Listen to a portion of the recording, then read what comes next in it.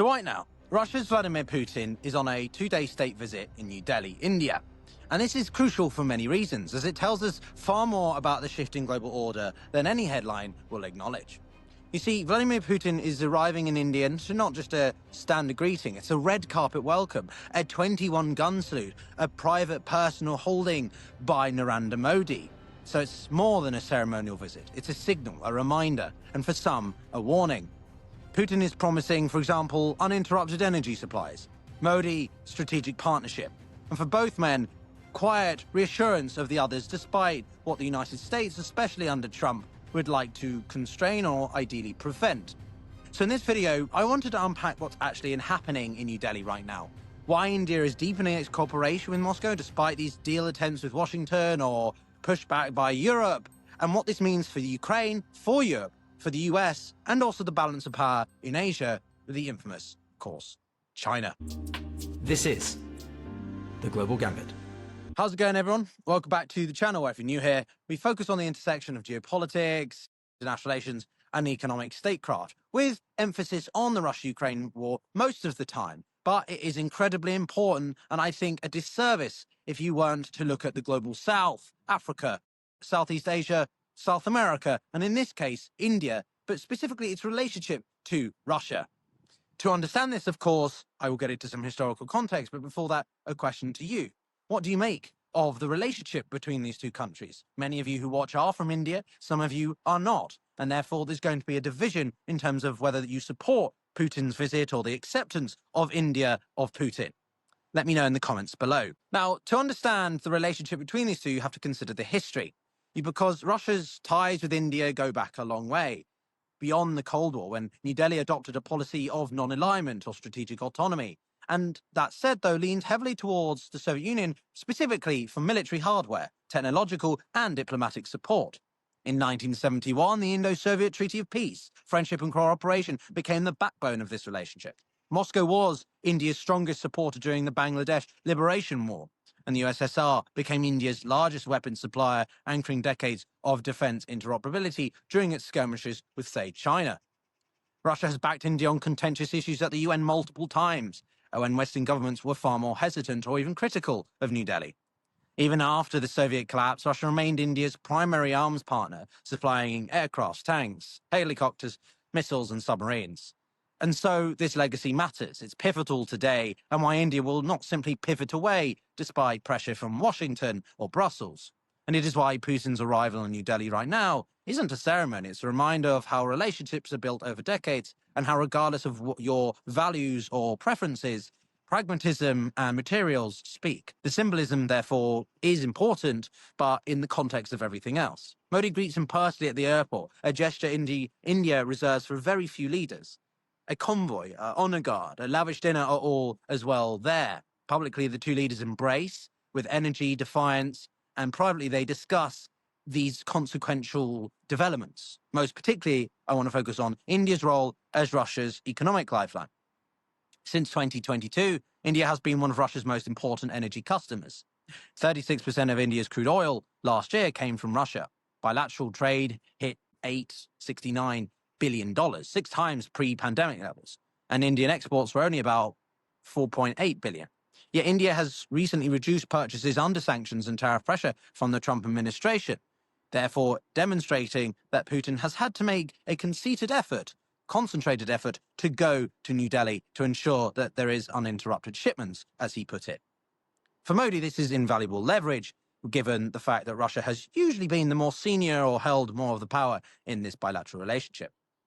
India is therefore attempting something incredibly difficult, maintaining deep ties with Russia while simultaneously expanding areas of agreement and cooperation with the US. You see, India needs benefits from Russian energy, Russian spare parts, Russian technological know-how, Russian nuclear cooperation, and Russian submarine support. But India also requires and benefits from US markets, US capital, US technology, and, whether they like to admit it publicly, US support against China. So this is why Modi emphasizes peace, partnership, and longevity, but avoids praising Russian oil directly. Instead, he highlights civil nuclear energy, which is less politically toxic in Washington.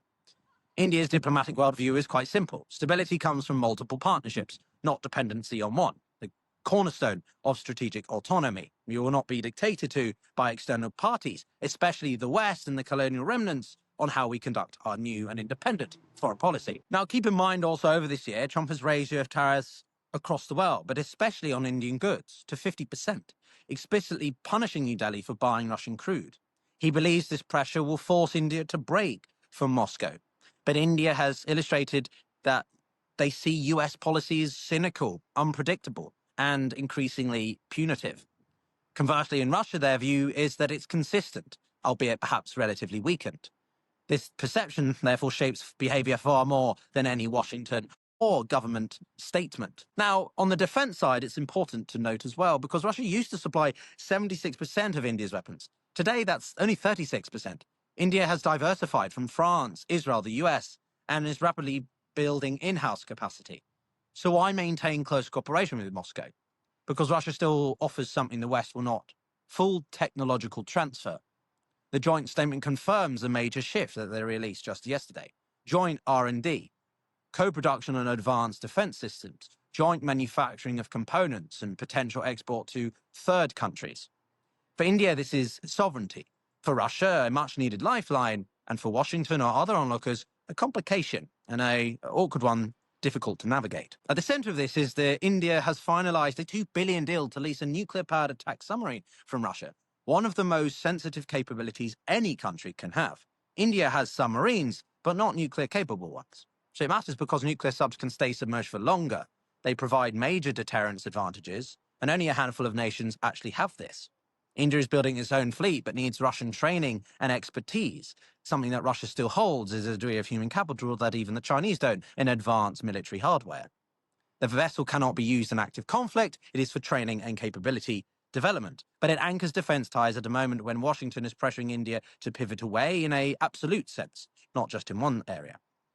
So for Putin, the India relationship provides revenue, essential under these sanctions, diplomatic legitimacy, proof Russia is not isolated, and a sort of bridge, a way to appear engaged in international diplomacy, legitimizes his government at a time where it can continue to be seen as somewhat isolated. He's described Modi as ongoing efforts with US negotiators as a potential settlement, an attempt to frame Russia as reasonable without offering concessions and be seen as more popular in India. From Modi's side, he wants to secure diversified energy supplies, manage his inflation, which has been sticky, maintain defense readiness, avoid overdependency on China, build sovereign manufacturing capacity, strengthen ties with the US where possible, and maintain room for maneuver in a fracturing, multipolar, or what Modi would probably argue is increasingly a multipolar world. India believes it can work with Washington on China and the Indo-Pacific while working with Moscow on energy and defense. For now, that formula can hold, and it's often proven quite difficult for the West, collectively, or any other entity to pull, as there are push and pull factors in international relations, to pull India to any one side. Not that they should have to. Now, if we look at this in a bigger strategic picture, this visit reveals several deeper trends, not just for Russia and India, but for the geopolitical landscape as a whole. Russia is not isolated, not while it maintains such a major energy and defense relationship with one of the world's most populous and increasingly relevant countries. Western countries may not like that, but it's the reality. India is becoming a power center in its own right.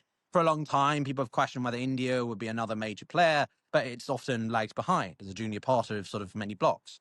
But it's no longer the case. It's constructing what's known as a multi-vector foreign policy that mirrors many great power behaviors. Thirdly, China is, of course, watching all this. Beijing sees two things it likes and one thing it really doesn't. What China may like: India maintains ties with Russia, preventing Moscow from becoming overly dependent on them, but also can prop them up as well. They also like to see Russia with diversified partnerships, again strengthening China's broader geostrategic interests and dissuading Europe's.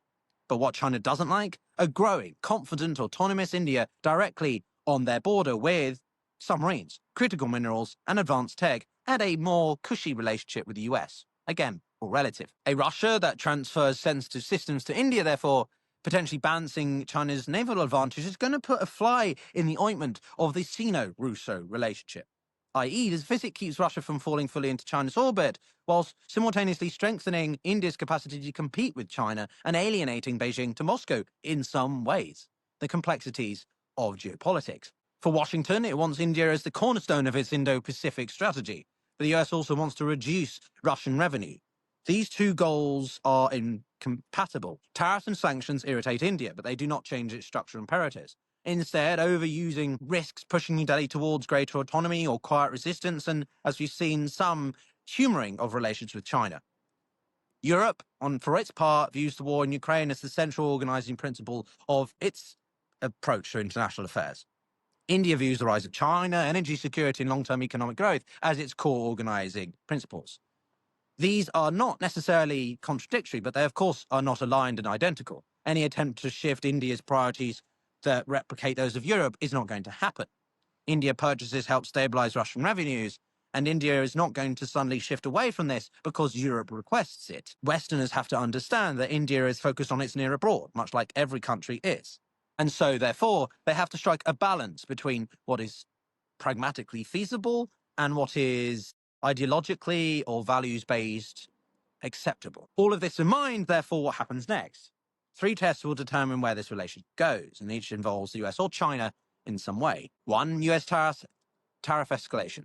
If Washington continues its punitive approach, which doesn't seem likely to change at all, India may well double down. But if the US offers some kind of incentives, more market access, tech partnerships, defense, co-production, as a way to placate the offers that Russia has made, then you may see India shift. The US really needs India for China balancing, but Washington cannot demand alignment from Russia without offering equivalent. It can't really demand anything. Second, Russian technological transfer.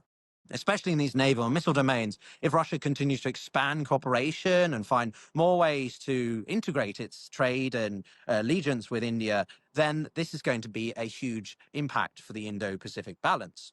This is the part China will watch most anxiously, but where India may well be most keen to expand. Thirdly, India's unique role as balancing bandwidth in a fragmenting world. What I mean by this is that global blocs harden. US versus China, democracies versus autocracies or revisionists. And India, as a historical illustration, has proven that a third way, if you like, is possible. The question is, can India remain in the indispensable swing state, the head of this non-aligned movement? Or will something force it to shift? Deepening ties with Moscow while negotiating major deals with Washington is a risk. For the next 5 years, shaped by China's assertiveness, potential actions over Taiwan, the continued events of the Russia-Ukraine war, and the rest of the Trump administration are all going to be huge aspects. One thing remains clear, that many countries increasingly go to India, that India is seen as a unique player, a country that is only growing in relevancy, and therefore established players need to find ways to engage with India. But whether or not it will be pulled or pushed in any one direction remains to be seen. That's it from me. Let me know in the comments below what you guys think. And as always, if you want to support me further, you can find links in the description to chuck me a coffee or become a Patreon. And if you don't want to do that, no problem. Just give the video a like. It's free, but it helps a ton. We'll see you all next time.